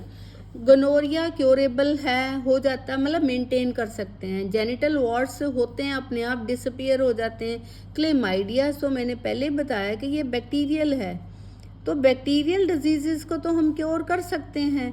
अब जेनिटल हर्पीज में क्या होता है बेटा, काइंड ऑफ अल्सर्स होते हैं, और बेटा ये कभी मतलब ये सेट हो जाते हैं, मतलब थोड़े क्योर हो जाते हैं, लेकिन फिर उसके बाद दोबारा हो जाते हैं अगेन, और दिस प्रोसेस गोज ऑन। तो क्या है, दिस प्रोसेस गोज ऑन, ऐसे ही ये चलता रहता है। कभी क्योर हो जाते हैं, देन अगेन अपीयर हो गए, फिर उसके बाद अगेन क्योर हो गए लाइक दैट। तो जेनिटल हर्पीज जो है it is not completely curable. Gonorrhoea, then genital warts, chlamydiasis, they all are curable. Now coming to question number 18, which of the following contraceptive methods do involve a role of hormone? ये जितनी भी options हैं इसमें आपने मेरे को ये बताना है ये कौन सी कंट्रासेप्टिव में हॉर्मोन्स ही यूज़ होते हैं। अब सबसे पहले डी से शुरू करते हैं। पिल्स में हार्मोन्स यूज़ होते हैं। इमरजेंसी कंट्रासेप्टिव में भी प्रोजेस्टेरोन, ईस्ट्रोजन यूज़ होते हैं। बैरियर मेथड्स में नहीं यूज़ होते, इसलिए ये रॉन्ग हो गया। अब सी पे आओ, कॉपर टी है। कॉपर टी में बेटा हार्मोन यूज़ नहीं होते, ये तो कॉपर आयंस यूज़ होते हैं। पिल्स में हार्मोन यूज़ होते हैं इमरजेंसी कॉन्ट्रासेप्टिव्स में, लेकिन इसमें कॉपर टी में नहीं होते। अब उसके बाद बी ऑप्शन पे आ जाओ, बैरियर मेथड में हार्मोन यही यूज़ होते हैं। लैक्टेशनल इमेनोरिया में यूज़ होते हैं हार्मोन, पिल्स में भी होते हैं, लेकिन बैरियर मेथड्स में नहीं होते, इसलिए ये भी नहीं होगा। Now coming to A, lactational amenorrhoea बेटा ये हार्मोन पे ही डिपेंड करती है। बहुत बार बताया, लैक्टेशनल एमेनोरिया में ज़्यादा कौन बनता है, प्रोलैक्टिन, इसलिए गोनेडोट्रोपिन रिलीजिंग हार्मोन की सप्रेशन हो जाती है और वो आगे सप्रेस कर देता फॉलिकल स्टिमुलेटिंग और ल्यूटेनाइजिंग हार्मोन को। तो लैक्टेशनल एमेनोरिया भी ठीक हो गया, पिल्स भी ठीक हो गया, इमरजेंसी कंट्रासेप्टिव भी ठीक हो गया। ये तीनों हैं जो बेटा ये इनका रोल जो है, इनका काम जो है हार्मोन की वजह से है, जो हार्मोन ये रिलीज करते हैं।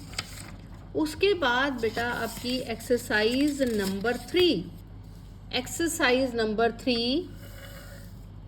अब इसमें आओ, स्टेटमेंट है। स्टेटमेंट 1 क्या कहती है, डिजीजेज और infections which are transmitted through sexual intercourse are collectively called as sexually transmitted diseases. Yes, ये करेक्ट है। स्टेटमेंट 2 पे आओ, sexually transmitted diseases if not properly treated may lead to pelvic inflammation disease। तो उनसे एक बीमारी हो जाती है, PID बोलते हैं, pelvic inflammation disease, जिसके कारण एबॉर्शंस हो सकती हैं, स्टिल बर्थ हो सकते हैं, एक्टोपिक प्रेगनेंसी हो सकती है, इनफर्टिलिटी भी हो सकती है और even cancer of reproductive tract भी हो सकता है। फिर से सुनो, स्टेटमेंट 1, डिजीजेज और infections which are transmitted through sexual intercourse are collectively called sexually transmitted diseases. ये स्टेटमेंट 1 करेक्ट है। सेकंड क्या है, sexually transmitted diseases if not properly treated, अगर प्रॉपरली ट्रीट नहीं करते हो, may lead to pelvic inflammation disease, फिर ये बीमारी हो जाती है, which may lead to abortion, still birth, मरे हुए बच्चों का पैदा होना, एक्टोपिक प्रेगनेंसी, जब प्रेगनेंसी बेटा फेलोपियन ट्यूब में हो जाती है। एक्टोपिक प्रेगनेंसी क्या है कि जब प्रेगनेंसी किस में हो जाए, फेलोपियन ट्यूब में हो जाए, फिर उसके बाद आपके इनफर्टिलिटी या फिर कैंसर ये हो सकता है। तो इसका मतलब both the statements 1 and 2 both are correct, ये दोनों करेक्ट स्टेटमेंट्स हैं। Now coming to question number 18 में क्या है, असर्शन है और रीज़न है।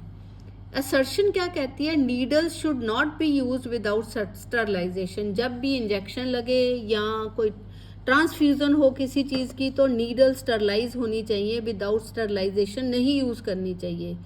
रीज़न क्या है, AIDS and hepatitis B spread through body fluids. Yes, ये भी करेक्ट है कि एड्स जो है और हेपेटाइटिस बी मैंने बताया था कि फिजिकल कंटैक्ट से भी हो जाता है, ठीक है। तो ये बॉडी फ्लूइड से भी हो सकता है, इसमें टीयर्स भी आ सकते हैं, इसमें आपका स्पूटम भी आ सकता है।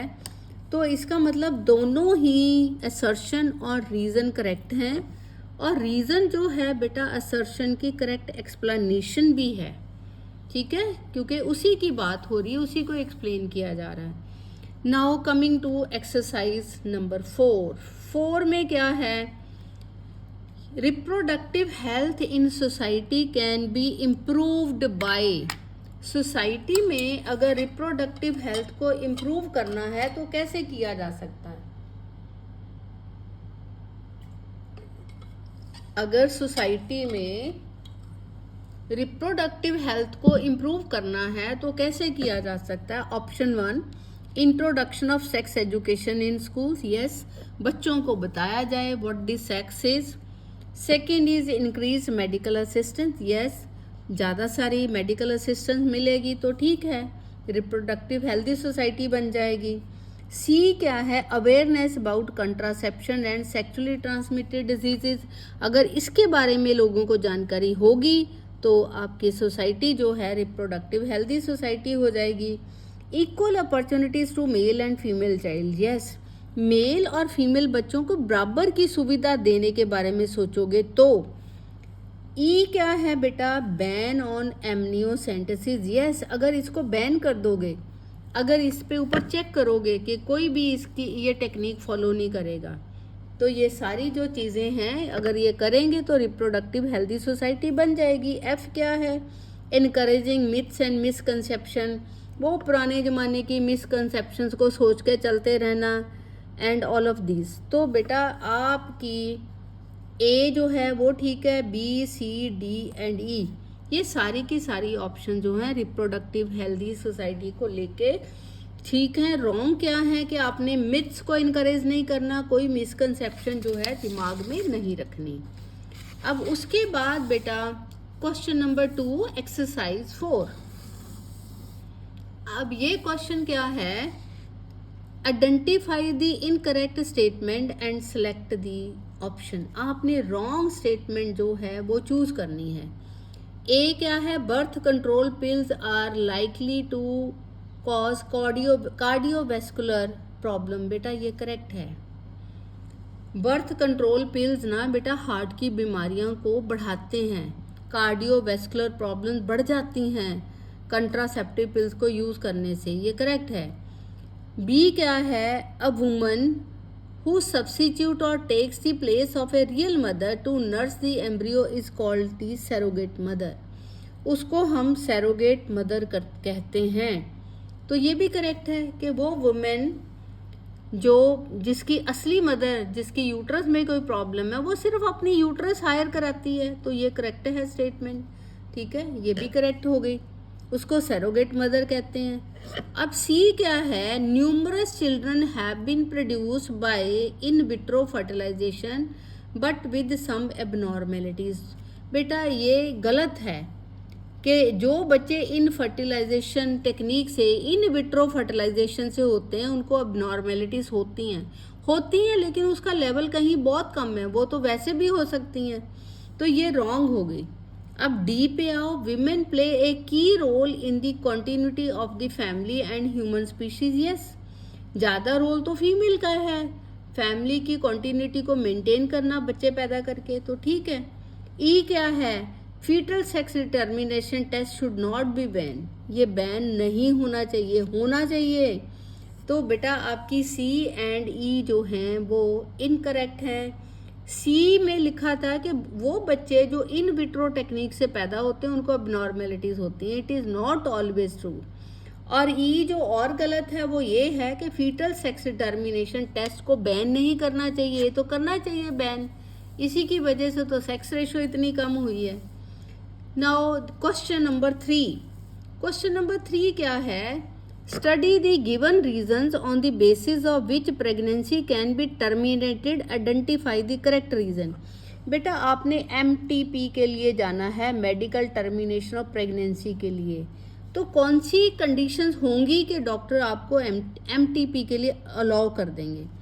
पहला, to get rid of unwanted pregnancy, कर तो देंगे बट ये ज़्यादा वो नहीं है कि ये मेरे को नहीं चाहिए, I want to abort it, ये बच्चा नहीं चाहिए, कंडीशंस है मेरे पास पहले 2 3 4 बच्चे हैं, लाइक दैट। बी क्या है? टू प्रिवेंट द फेटल और हार्मफुलनेस टू द मदर और टू द फीटस और both due to the continuation of pregnancy. MTP बेटा हम कब कह देंगे? जब माँ की उस प्रेगनेंसी से माँ की जान को खतरा है, मदर की जान जा सकती है, जहाँ बच्चे की जान जा सकती है, उस केस में it should be allowed. C क्या है, termination of pregnancy is safe in each and every case, ये रॉन्ग है. If the fetus is male, this is also wrong. And it plays an important role in decreasing the population, this is also wrong. तो correct क्या है, दोनों A and B के. अगर आप unwanted pregnancy नहीं चाहते हो उसके लिए एमटीपी, और अगर बेटा आपको ये पता लगे कि इस प्रेगनेंसी के मदर की जान को खतरा है या बच्चा जो है उसको खतरा है, तो medical termination of pregnancy can be done, हो सकती है. Now the question number 5. Question number 5, exercise 3 of NCERT extract. Match the following figures in figure A B C D E. इनको बेटा आपने मैच करना है 1 2 3 4 5 के साथ. अब सबसे पहले बेटा, पहले में क्या है बेटा, कॉन्डम है ए, इसका मतलब ये 4 के साथ मैच करेगा.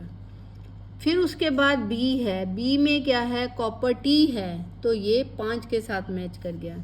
सी, फिर सी में बेटा इम्प्लांट्स हैं, तो ये किसके साथ कर गया, 3 के साथ.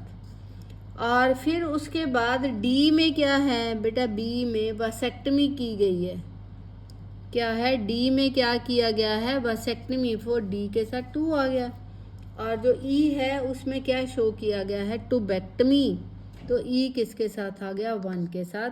तो इस केस में जो ए ऑप्शन है वो करेक्ट ऑप्शन है, कि जो फर्स्ट पे कॉन्डम्स हैं, फिर उसके बाद बी पे कॉपर टी है, फिर सी पे इम्प्लांट हैं, फिर फोर्थ जो है उस पे उन्होंने वसेक्टमी दिखाई है, और जो डी है उस पे टूबेक्टमी दिखाई गई है.